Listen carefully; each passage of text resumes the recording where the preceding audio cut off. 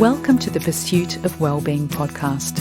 My name's Maria Brosnan. I'm the founder of Pursuit and your host for the show. This podcast is dedicated to providing wellbeing information, inspiration and support for teachers, leaders and school staff around the world. My guest today is Hannah Wilson. Hannah is a former executive head teacher and currently a leadership development consultant, coach and facilitator. She's a Department for Education coach for the Women Leading in Education initiative and an advocate for flexible working, the focus of her Masters in Education.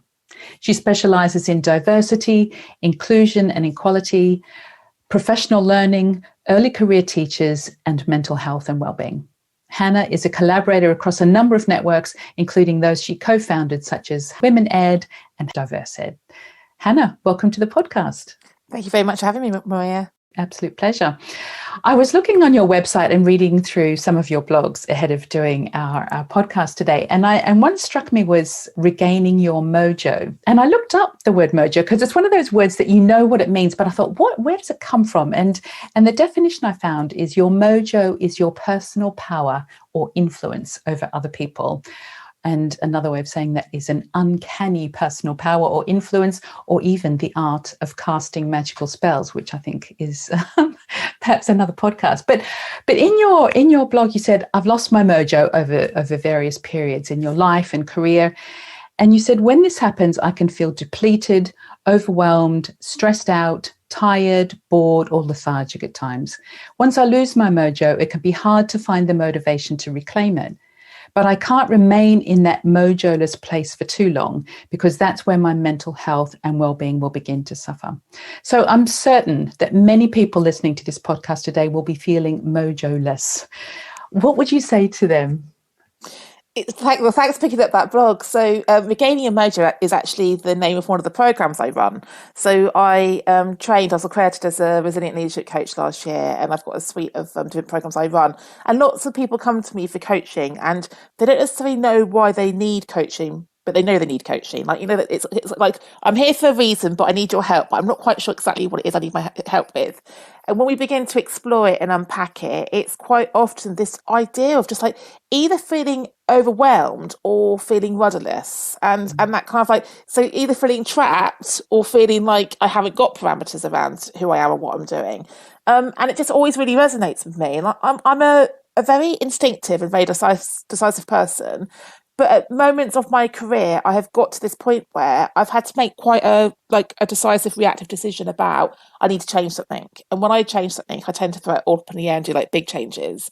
And when you then reflect retrospectively over your personal and professional journeys, you begin to sort of like track these patterns.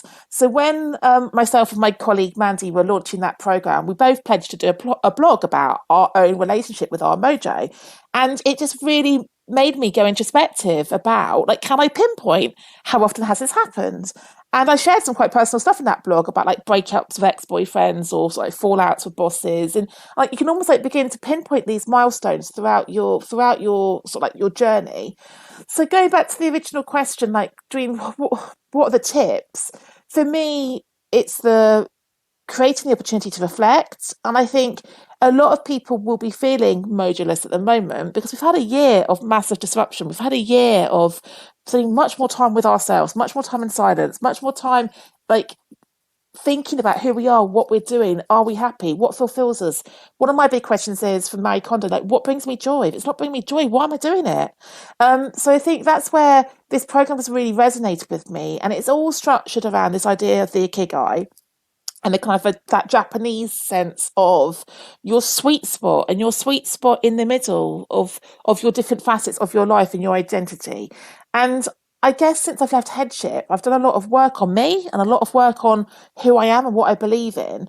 And I've had to shed quite a lot of my identity, because when you've been a teacher for your whole life, and that's how you introduce yourself, and it's a currency, and everyone knows what it is to be a head teacher or a teacher, and then suddenly you're not that person. Like, I had to do a lot of work on how do I now introduce myself? What's my job title? Like, what am I leading with? What defines who I am?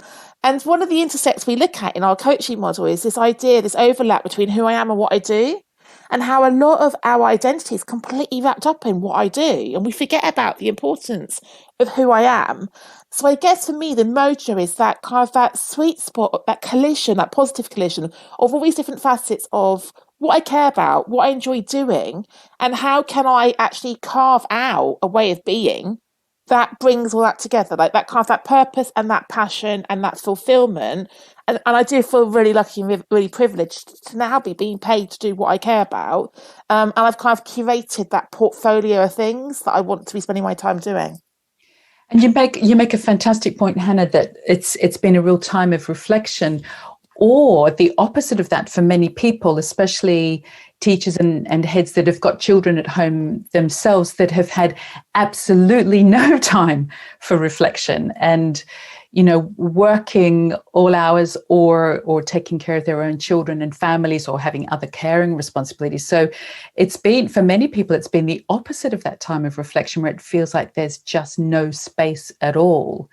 And what would you say to them when they're feeling mojo-less and there just isn't the headspace to even consider options? Well, it's interesting, isn't it? Because there's the lack of space and the lack of time, but what you said there about the lack of headspace as well. For me, re headspace, you have to carve out that time for headspace. So whether it's mindfulness or meditation or walking or yoga or reflective writing or painting, whatever it is, you need to find an outlet physically, creatively, where you can give yourself that processing. And I mean, I did a lot of coaching in that first lockdown around emotional regulation with people, because when you're primed to be co-regulated, and I think a lot of educators are used to co-regulating each other, you have a bad lesson, you bump into someone in the corridor or on playground duty, you talk it out, you calibrate yourself, you go back into your next lesson. And we're social beings. Like, I know there's introverts who are educators, but you are used to being with people all day, every day. And then suddenly to go to being at home, either with your family or by yourself for a prolonged amount of time, I think a lot of people struggled with being used to being co-regulated and suddenly having to be self-regulators. And I've always been a self-regulator. I was a thumbsucker as a child, and I think there's research out there about thumbsuckers being self-regulators. And I've always been able to do that myself. So I didn't struggle in the lockdowns, but I really saw a lot of people in my network really have emotional meltdowns and also get very frustrated with the fact that the things that normally served them weren't serving them. And I had to keep having the conversation with them, but that those things serve you in your normal life. Like, we're not now in our normal existence, so we need a different toolkit. We need a different set of resources. So we had a lot of conversations about the kind of the habits, the rituals, the routines, the spaces we needed to create. And I don't mean this as a criticism, but a lot of people say I haven't got the time. And my challenge is we need to make the time. And it's self-discipline, it's a habit, it's a commitment. And one of the things I'm really good at is time management. And my diary is a work of art. It is beautiful. It's beautifully color coded. And I'm really intentional about putting colour in for me. So yellow is my well-being colour. So I can see that every morning I have breakfast, every day I have lunch break, I go for a walk, I have my evenings off, my weekends off, and I can see at a glance across a week, across a month, whether I've got enough me time. And my friends used to tease me when I was in London. I had quite a hectic job and quite a hectic social life. And I had to put me into my diary. Otherwise, I'd do something every night and I'd get completely knackered and depleted. And when my friends would say to me, "What you doing on Thursday night?" And I'd say, "Well, it's a Hannah night." "Who's Hannah?" "I'm Hannah." "What do you mean every night with you?" And I was like, "But I need a night in. I can't cope going out every night. I'll be knackered for work." So for me, it's about that kind of like putting those boundaries, those parameters, those commitments in there of the things you need. And one of the things I need is to write. Like, writing is one of my cathartic processes. And my way of getting through the lockdowns was I blogged every day. So every morning at 7:30, I got up and I wrote a blog. And that was my way of anchoring myself, my way of processing how I was thinking and feeling. And that was my way of clearing my head as well. Because I think sometimes we hold so much mentally, that's exhausting. And whether it's journaling or just scribbling things down, I like to just bang it out in a blog. That was my way of almost kind of like getting it out of my body. I love that idea of quieting our minds in some way, and there are so many different ways to do that. And one word that I've been really playing with a lot lately is the idea of rest, because there are so many different ways to rest. And one of the hardest ones I think people find is mental rest, because we've mostly got very busy minds, and we think that the opposite of that is having a quiet mind, so sitting quietly to meditate or practice some mindfulness. It's actually an incredibly difficult time to quiet your mind. So there are other lovely ways of quieting our minds, as you described. So journaling, writing, other creative outlets can be so helpful in quieting down our busy minds and helping us self-regulate, which is another fantastic theme.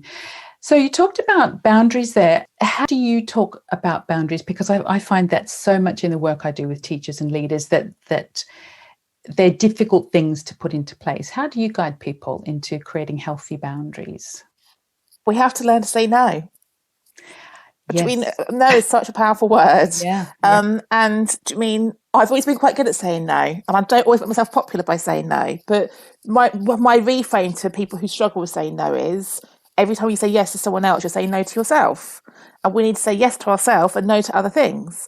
And it's about, like, I am quite an assertive person, and I don't shy away from being assertive. So I've coached a lot of people on being empowered to say no, or not yet, or not right now, or doing that transactional negotiation of, okay, so you want me to do that, I can do that, but which of these 99 things on my to-do list shall I not do?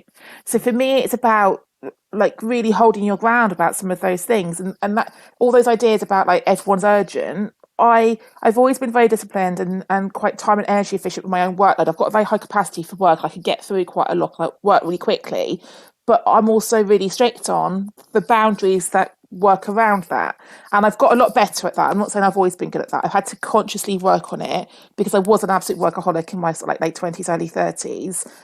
So I've had to really step back and like put those boundaries in. And I think one of the boundaries that I've really consciously worked on in the last couple of years is my social media one, because I've got a really big profile on LinkedIn and Twitter, and it's like my notifications are constantly going.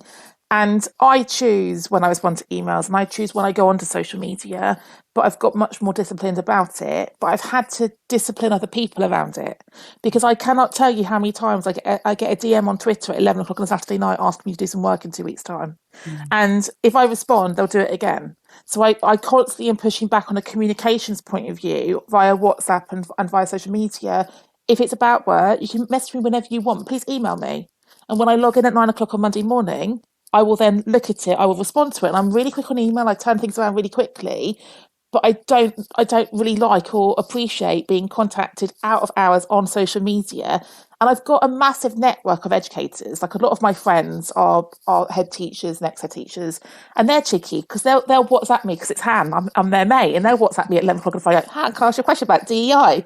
I'm like, you can, but can you email me? And they're like, what? I'm your mate. I said, I don't care if you're mate. I've got a lot of mates. It's like, I'm watching TV, I'm in the bath, I'm going to bed. Like, so for me, it's like, if you don't put those boundaries in yourself, no one else will put those boundaries in for you.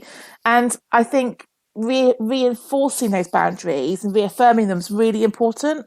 And that's something that I do repeatedly. And lots of my friends do know I'm very good at boundaries. It's a bit of a tongue-in-cheek thing they tease me with. But for me, like, I need my sleep, I need my quiet time, I need my me time.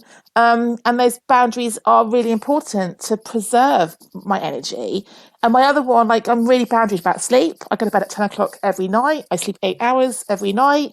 I'm not someone who stays up late for the sake of staying up late. Like, so for me, it's about that, like, knowing what you need and making sure you're putting yourself first in many ways so that you can then show up and be the best version of you. Yeah, 100%. And it really is about your values and priorities and boundaries and finding a way to say no. I love that. If you say yes to others, you're saying no to yourself. Yes, good, very good reframe. And I hope our listeners take that on board. So you're known, Hannah, for your work around diversity and intersectionality. Firstly, could you define that word perhaps for people that might not know it? But moving on from that, how do we create an inclusive and safe space in school? So diversity, equity, inclusion are things I'm really passionate about. Some people might know me from Women Ed. So 6 years ago, I co-founded Women Ed, and Women Ed is all about gender equality. But the conversations moved on, and my thinking moved on to think about a wider suite of diversity, equity, and inclusion. Because as a straight, white, able-bodied woman who's not got children, I'm not married, like, when you look at the 9 protected characteristics in the Equalities Act from 2010, I've only got one of them. So I've only got one barrier that I've had to navigate. And yes, I'm a woman in a female-heavy profession with male-heavy leadership, but I'm also 6'1" and really confident. So I've managed to navigate it quite well. And I think through the women-ed conversations and the community that grew around me, I learnt more and more about other people's lived experiences. So I've been really privileged to sit in rooms with like 100 people of colour sharing their experience of racism in the education system, supporting LGBTQI, supporting people with disabilities, and understanding a different situation, a different identity, a different lived experience. And then intersectionality is that where you have multiple layers to your identity. So the reason why we co-founded Diverse Ed was because my deputy head, Benny Carver, who many people would know, she's just written a book called The Little Guide to Diversity in Schools. She came to me one day when I was head and she was deputy, and she just said, like, Hannah, it's ridiculous. I can't keep going to all these Saturday conferences. I said, well, don't go. And she said, but I have to. I said, we don't. It's a choice. And she said, well, it's a choice for you because you're a white woman. You have to go to one of them. I'm a brown woman. I'm a bisexual woman. I've got a disability. Like, I've got to go to 4 of them. Can't we just have one event where we talk about our whole selves? And it was literally a casual coffee chat, break time one day a few years ago. And I said, and it was a real, like, check my own privilege kind of moment that I don't have to make that choice. I've already got women ed to go to. So that's why I initiated Diverse Ed. And it started off as an event at our school every January. A couple of 100 people would come, and that worked for 4 years. And then I launched the Twitter handle because people wanted to stay connected.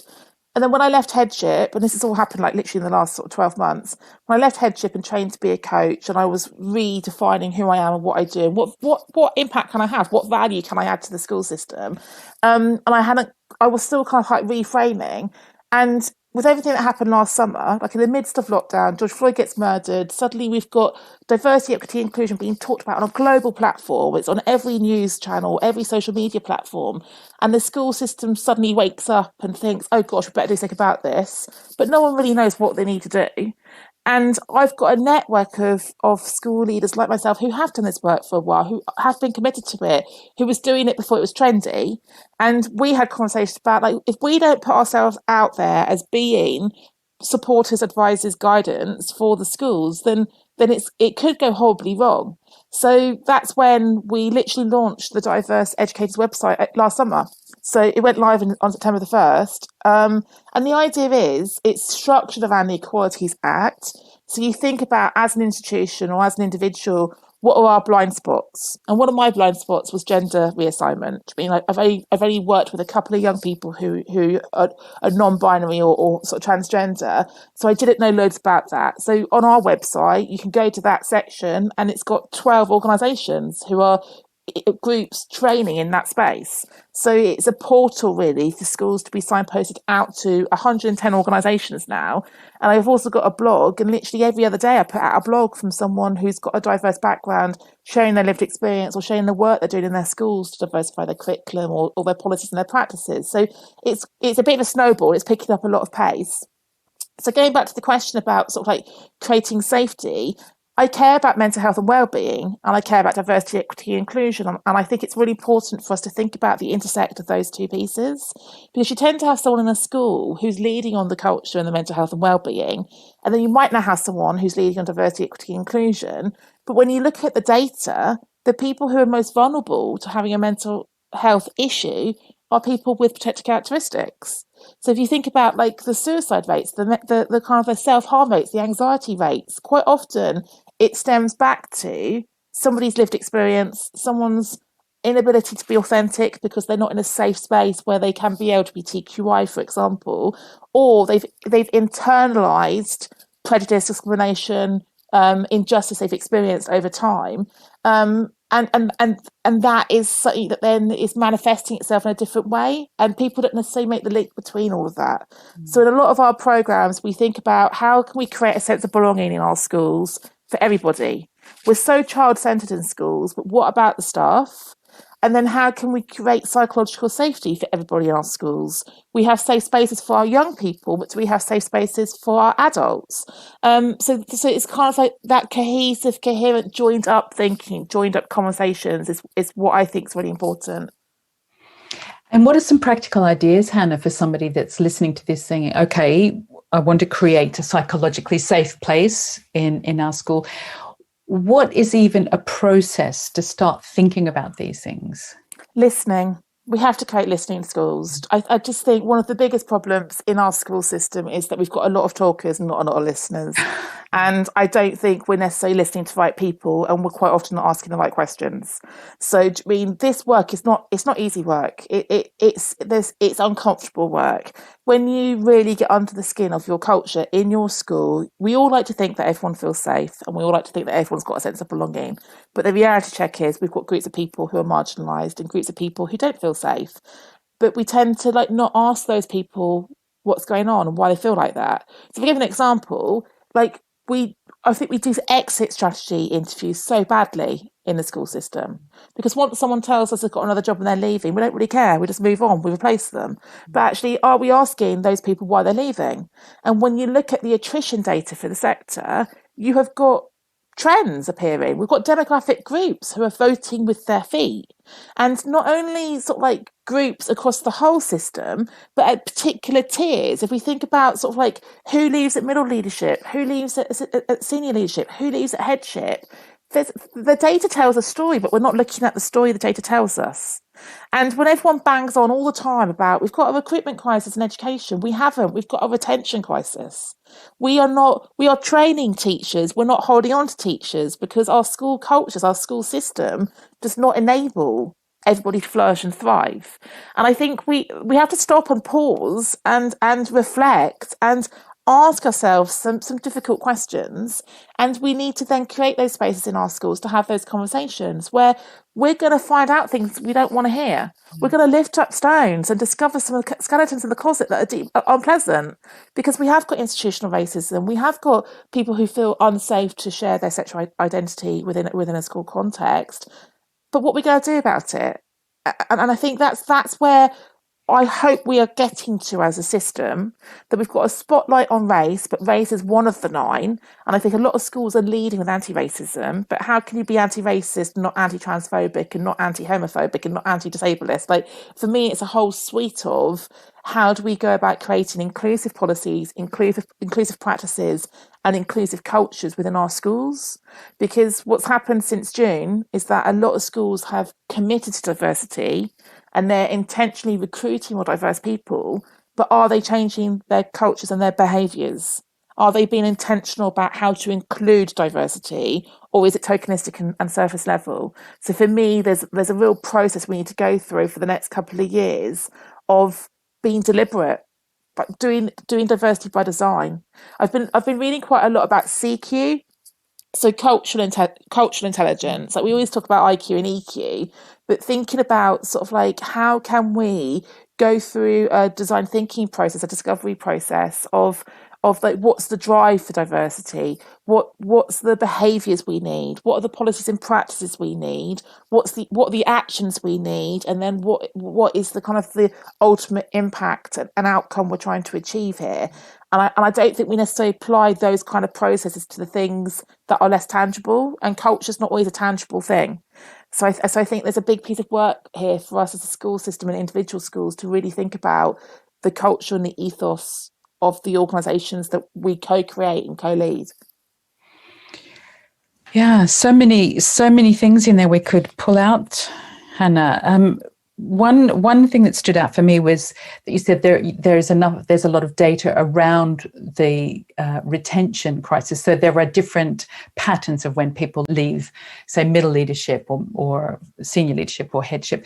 Can you expand on that just a little bit? What are some of those pinch points or reasons why people leave at those different times? So this is all anecdotal. I'm an English teacher, I'm a words person rather than a numbers person. So sure. Anecdotally, okay, so I know one of the stats is we've got 250,000 qualified teachers in the country not working in our schools. They've left. 250,000. I think that number's staggering. Okay, yeah. And a high proportion of them are women between 30 and 39. Women between 30 and 39 who were teachers, full-time teachers, who left to have children, who asked for part-time job share, flexible working. That was denied, or they were told that they had to relinquish their responsibility to go part-time. So they decided to leave teaching. So if we thought about flexible working as a recruitment tool rather than a retention tool, which is what a lot of schools do, we could actually entice some really experienced, mature, qualified teachers back into the system. So that's one stat that I think is really important. And there's lots of research about when you, as an organisation, commit to flexible working and you name it, you make it explicit in your adverts and your job specs and your personal descriptions, you get more people, more diverse people applying to work in that school. And as a head, I definitely found that. Things like thinking about kind of like structural systemic barriers, like the glass ceiling for women in education is very much like deputy headship. So we're female heavy, and then you get sort of like maler as you get higher up the school. And a lot of women get to assistant head or deputy head, but don't get to head teacher, or they get to a head of school role with a male executive head or principal above them. So that's a kind of a barrier for female progression. And then for people of colour, the kind of the concrete ceiling, that's lower. It's more just above middle leadership level. So it's really hard to break through the middle leadership barrier as a person of colour to get onto SLT. Once you get onto SLT, you're more likely to progress from assistant head to deputy head and potentially onto headship. But statistically, from the BAME community, the last statistic I read was that 14% of the country identifies being BAME, but only 11% of teachers are BAME, but only 2% of head teachers are BAME. Mm. There are only 3 boarding school heads in the country who aren't white. The statistics, they're really not good enough. And not only do we not reflect the current communities we serve, if we think about the national demographic data, but our primary schools are becoming more and more diverse because we've got more biracial families, more dual heritage relationships. I think it's 24% of pupils in primary schools are not white. So that gap's going to get bigger, not smaller, between the representation of who's teaching and who's leading. And another data point that I've heard about recently, but which is, I think is interesting, it's not shared widely, is like if we think about who actually applies to become a teacher, we get a report every year on who's being trained and who's stepping into the profession. And then we find out who leaves after 3 years and 5 years. And like 36% of teachers leave after 3 and 50% leave after 5. But when you granulate it, you look at which groups are leaving, there's some interesting stories there about demographic data. But we don't necessarily report on the who applied and didn't get onto a programme. And there's a stat around the fact that 10 white men get offered a place to every man of colour. So when we think about the narrative that, oh, well, the people who aren't white don't want to teach. They want to be doctors. They want to be dentists. Like there's these kind of like folklores that get perpetuated about some cultures don't value teaching. That's not necessarily the case. We have got people of colour applying to teach who are not being offered a place on a PGCE or on a skip pathway, but that data's not explicit because they haven't actually made it onto the programme. So that to me is deeply problematic as well. And I do a lot of work around the kind of the diversification of ITTE, but also governance, like the kind of the top and tail of the sector. And we've been talking about the fact that you can't even point that finger at the course leader, like because we have got a very female-heavy PGCE model and an ITTE model. It quite often that person hasn't even got past admin. So we've got some sort of like some institutional racism happening in the process. In like they're not even getting to interview. So there's things I can see by your face that you're quite shocked by this, but these are the stories that aren't being shared, Maria, because it's kind of the data that's not explicit and isn't being overtly talked about. Because actually, the more and more data that comes to my attention, I literally get emails and DMs on a weekly basis where people saying, Hannah, have you seen this? Hannah, have you read this? It's really disheartening. And I'm a white person. And we really need to hold a mirror up to ourselves and get under some of these deep problems within the sector. The expression hold a mirror up is often a very, very painful thing to do. But what else can we do? I mean, some of the things you've just said are just horrifying. In your coaching framework, the resilient leadership coaching framework, how are you approaching this? Or what would you suggest to people listening to this? Well, it's a tricky one, isn't it? Because I'm really mindful and I don't ever want to sort of like communicate the fact that we just need to be resilient to all the ills of the world. Because, I mean, yes, we need to be resilient, but there's some things we should not be resilient to. And a lot of my coaching clientele are women, quite often women like deputy heads, CEOs. And they're I call my coaching interpretation of RLE, I call it REAL, real. So resilient, empowered, authentic leaders. And it's about supporting people to be resilient, but to be empowered. And like going back to that saying yes, saying no, knowing your boundaries, like being empowered to know your rights, being empowered to use your voice, being empowered to ask for what you need. Because I think so many women don't do that. And that creates well-being issues because we internalize it and then we implode. And that authenticity piece speaks to the diversity, equity, inclusion. Like rather than us squishing ourselves into molds for leadership that are male formed, Germaine Greer talks about it, doesn't she? She says we need to recreate the leadership mold to fit a female body rather than shoehorning female bodies into male shapes. And I think I've always managed to navigate that quite well, but I do think it's because I'm really tall and really confident, and I've reflected on that quite a lot. And I'm also an Aries, so I think there's quite a few things in my identity, my personality. So people tend to gravitate towards me for coaching because they want to be more resilient. And the resilient leadership framework, I just love it as a coaching framework because you do a self-assessment and it gives you a pictorial view of yourself and it maps you across these 12 facets. And like one of the groups of facets, the element's called awareness. And you look at yourself from your awareness of self, your awareness of others, and your awareness of the environment.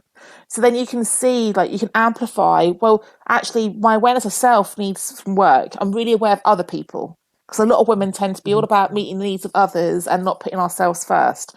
So then you get thrown challenges through the system that make you focus on and commit to increasing your self-awareness.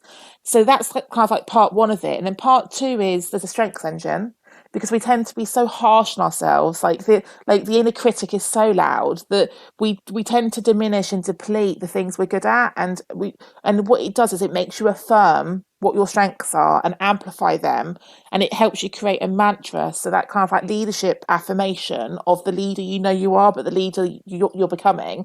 So that's a really powerful tool that I love using. And then there's a feedback engine, so you basically kind of get a 360 feedback where you then get an overlay between how you see yourself and how people around you see you. And quite often, I've got a few men who I coach, quite often men are slightly overconfident in some of those facets and women are underconfident. And then you can coach to some of those blind spots of like, why are the 12 people who gave you that feedback all thinking that you're really good at this, but you can't see you're good at this? Like, so it gives you almost a bit of evidence to have those conversations with. That I tend to be quite an intuitive coach and go on quite a lot of hunches, but actually when you've got a picture there in front of you of what everyone's telling the coachee about themselves, it's really impactful. Amazing. As we're starting to wrap up, is there anything you'd like to say? Any final points you'd like to make sure we cover before we wrap up? Oh gosh, well-being. I think we have to all accept the fact we are works in progress. And I was a teacher for 19 years. I turned 42 last weekend. I have done a lot of work on me. And one of the expressions we use in our diversity, equity, inclusion work is doing the inner work to do the outer work. And I think that sort of sits true with me, well-being as well, that it's not selfish to spend time on you. It's not selfish to work out what you need and to carve out that time in your own diary to really make sure that you are decompressing and that you are reflecting and that you can calibrate yourself, because then the person who goes out to do your role is a much stronger, more grounded version of you.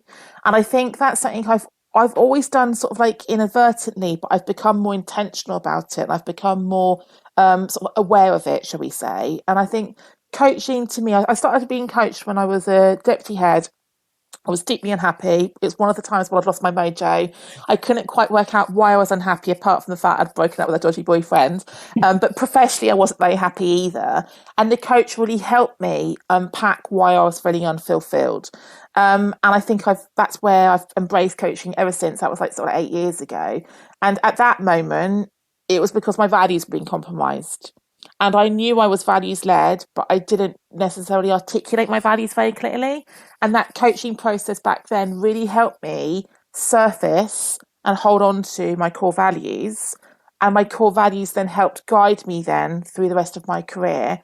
And I talk about values in lots of my blogs and lots of my training, but I also talk about non-negotiables. And I think being really clear on what your values are and how your values shape who you are and how you show up and what you stand up for and what you speak out on, I think that's a really important piece of work to do. But equally then establishing those boundaries, those non-negotiables of where is the line? What things will you not tolerate? When will you do the whistle blowing? Because I've done that several times. When will you resign? When will you walk away from a relationship or a friendship or a kind of a role? So for me, it's about having that absolute clarity around you about who you are, what you do, and why you do it. Powerful stuff, and a great way to regain your mojo. Indeed. Come full circle. Hannah, thank you so much for a wonderful conversation. I've been speaking with Hannah Wilson. You can connect with Hannah on Twitter at ethical_leader, and her website is hannah-wilson.co.uk. And if the details are in our show notes. Hannah, thank you so much for joining us on the podcast today. My pleasure. Thank you for having me, Maria. Thanks so much for listening. Now check out our website, pursuitwellbeing.com. If you enjoyed the podcast, please hit the subscribe button in your podcast app. And if you feel inspired, please rate and review it and share it with your friends. I love getting your feedback and learning how we can improve our program.